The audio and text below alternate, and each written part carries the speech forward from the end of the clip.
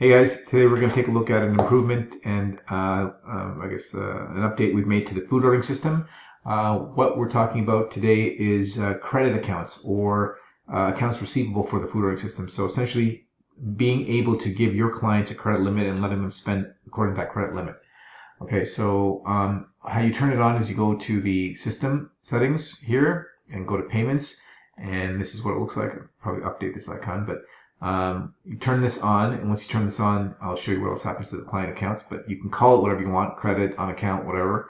You save that, and then you go to your clients list, and you'll see all of your clients, and over here you'll now see wallet history. So I can find anyone. I've got an account here. Let's check on that.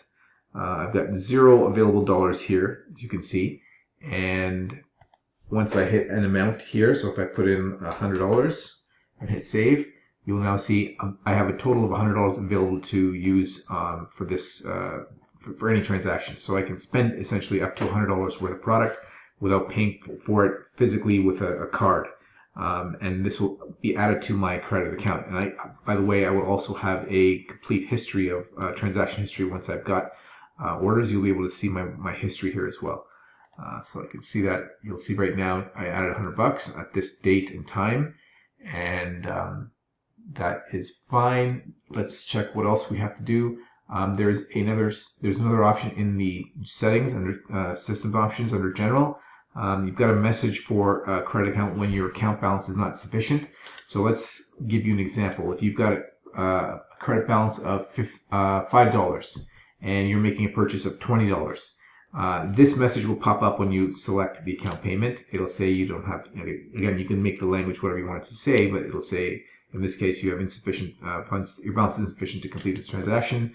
What the system will then do at that point is deduct my $5 and give me the option to pay the balance of the $15 to complete the order.